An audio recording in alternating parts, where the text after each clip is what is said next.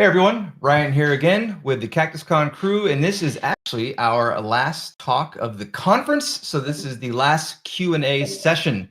I'm here with Tracie, who just gave an awesome talk. Tracie, hello, and thank you for being with us. Hey, thanks for having me. Heck yeah.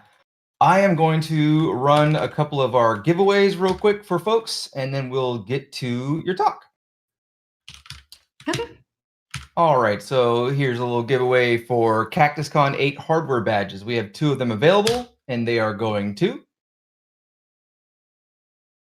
Berman and Walmart. I had to chuckle on that name. And Walmart, all right.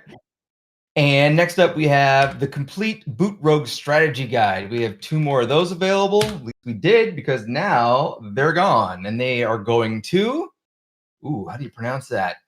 Suranatama. Sure, I'm sure I butchered that. And I won't even try that one. C3NOB Zvoli.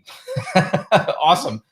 So congrats to those folks. We have one more thing to give away, and that was the final 2 copies of the physical signed Ted Demopolis's InfoSec Rockstar book, and those are going out to, well, look at that. We have a repeat winner from the very last giveaway I just did. Suranatama, that's how I'm going to pronounce that. Oh, cleaning up shop. All right, cool. And then Spike Roach or Spike Roche, one of those 2. Thank you, everyone who put in for those giveaways. Keep in mind, we have another giveaway. We have 2 more, actually, coming up in our closing ceremonies. Please be there. We'll be giving away that free SANS course. So, Tracie, where did you get the idea for this talk? What originally kicked it in? You're like, this is what I want to present on. So if anyone has been kind of following me on Twitter, you'll know that IoT is a bit new-ish to me. So I kind of crash landed into IoT. So a lot of this was when I started doing IoT security analysis. I wanted to think like a hacker. And the thing that any hacker knows is you want to go for your biggest blast radius with your lowest amount of effort. And MQTT is really interesting in that way because if you guys remember the old hub and spoke networks, it's very much like that. You have a very central vulnerability because you have one central server that does a lot of things to a lot of things. And so I started looking into how to attack MQTT and, more importantly, for my job, how to secure it. And I got to talking to some other folks that I know that have been veterans in this industry. And they said, what's an MQTT? And I thought, well, I bet if they don't know it, there's some other folks out there that don't know it. And so I made a talk, and here we are. I love that you mentioned that because as we were talking about offline, I saw your tweet recently where you basically were saying, I'm paraphrasing your own words, so maybe I just that. But when you were saying, I normally wouldn't do talks in the past, but I've been at conferences where I've heard people asking questions and essentially realized, well, I know about that, and if they didn't know about that, why can't I just present on that? So I love that attitude. That's awesome. Awesome. Well, and I started running a con here in Seattle, and that actually changed my perspective on a lot of things. I think I always thought that in order to present at a con, I had to be the person coming out on DEF CON stage, dropping O-Day, like the leadest of the elite. The only thing it was me and God who knew that specific, vulnerability. And then I actually started thinking that there's a lot of space in InfoSec for folks that aren't doing advanced research, aren't doing O-Days, are doing, pretty normal stuff every day. And those are the talks that actually influence my work the most because I don't do advanced research detection or advanced, malware development. That's not what I do. I like that you say that too, because personally, I tell people all the time, I don't think I'll ever personally be on the DEF CON stage.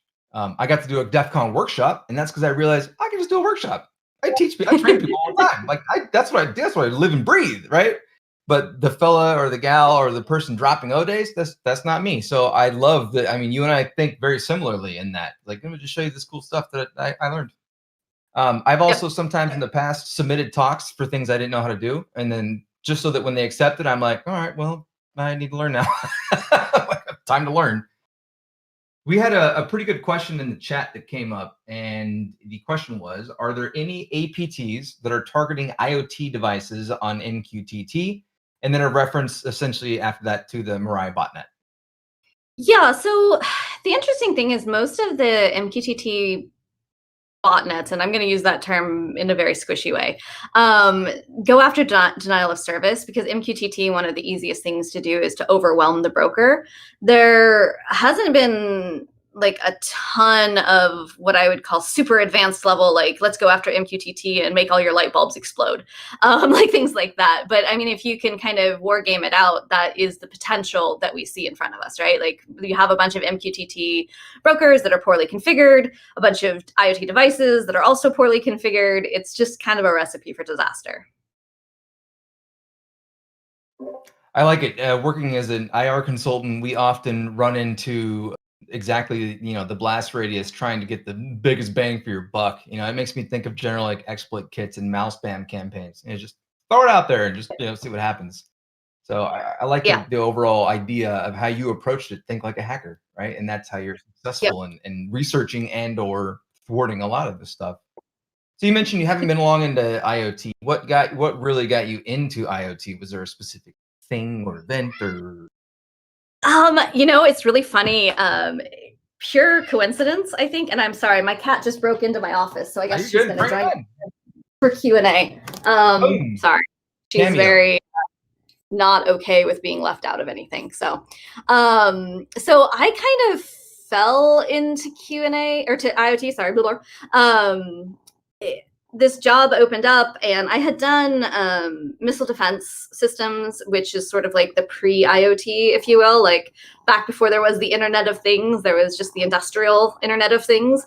And so I had some experience with that, but I'd spent most of my career doing more traditional AppSec. I worked for Microsoft doing Office MSRC work. I worked doing tooling. I've done a bunch of different things.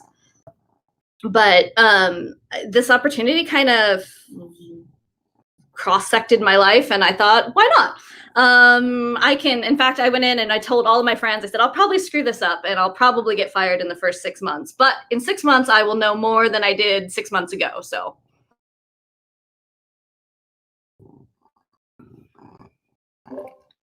I like it. I like that a lot. It shows that it's just become a passion out of, in general, curiosity. Kind of got you and folks like us to really jump into the deep end, Here's a good question. Can our community convince the manufacturers of the IoT devices to recommend network segmentation to their customers? Can we recommend it? Sure. I think there's a lot of body of regulatory guidance out there that already recommends it. I think though that, this is the same fight. I always tell people being in IoT is a lot like being in IT in like the mid 2000s.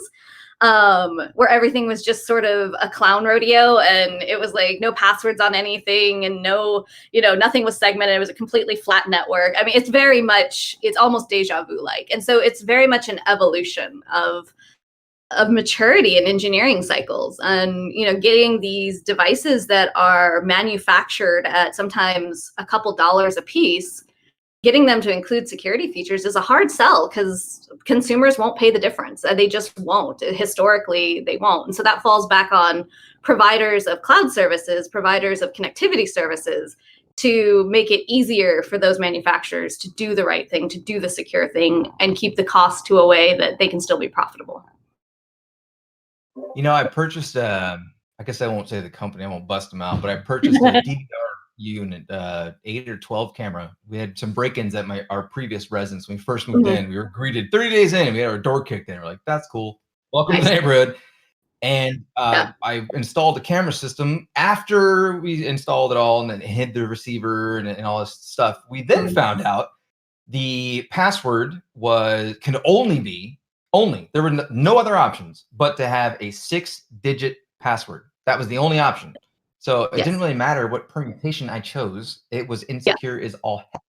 And remote capability to it was always enabled if it was internet connected whatsoever. And I'm like, cool. So so I can watch my house while I'm at work to feel secure, but so can everyone else. Like, great, well, right? And that was so and I do this for a living, and this was sort of one of those dope moments that I had. Everyone knows you should segment your IoT, right? Like you shouldn't have it on the same LAN as like your computers and everything else. Sorry. You are annoying. I don't know if you know this. So I, in the best of intentions, went, I should probably get around to doing that. And started in my Google Home Wi-Fi and realized that you have guest Wi-Fi and not guest Wi-Fi. And those are your two options. That's it.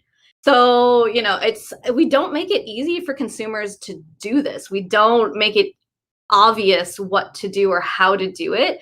And I was talking to another engineer on my team the other day. He had restricted UDP outbound on his home router, and his smart plug stopped working.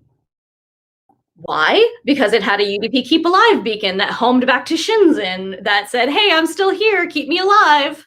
He's like, I don't know what it's doing or what they're getting from it, but it will not work unless I allow UDP outbound. And it's, there's just so much in the network that we don't know about. And I think for not security people, it can be almost overwhelming.